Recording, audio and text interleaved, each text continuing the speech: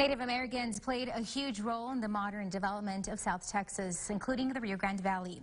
Cameron County Historical Commissioner Jean Fernandez tells us about the storied past of one particular tribe here in the RGV. Brenda, I'm here with a compadre of mine, and we are going to tell a story about how the basic human existence in South Texas began. And it did not begin with the Westerner. It began with people like my friend, Lipa-Napache, the Comanches and the Native Indian tribes. In the beginnings of the 20th century, there was an archaeologist, but he was actually a surveyor that went all through this range, and his name was A.E. Anderson. He collected, as a part-time because he was a surveyor, he collected thousands of relics of Indian culture. Where do those relics come from? It was a very interesting story that ties it back with our Native American ties with this part of the country. Amazingly enough, it exhibited a trade pattern between the native peoples that were here, that came here about 1,000 years ago, mind you, and with their trade partners in the Mayan lands. These were all Coahuiltecans and Huastecans, from a descendant from the old Mayan group that came up the coast here about 1,000 years ago. How do they know they were trading partners?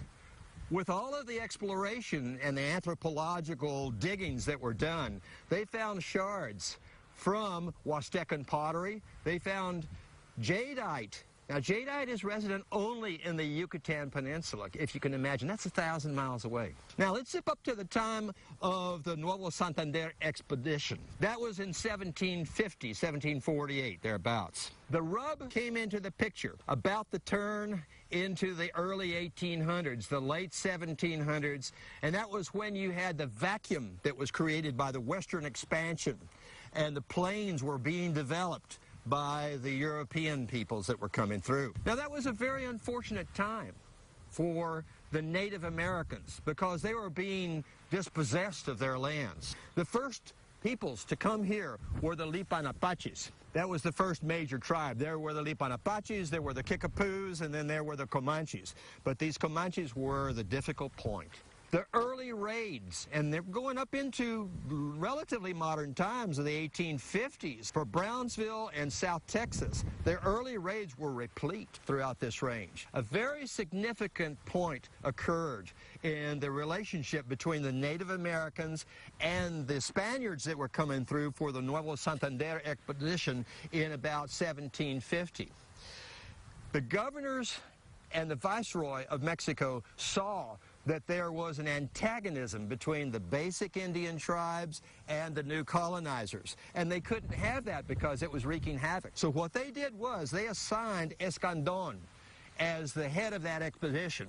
And what was his chief qualifier?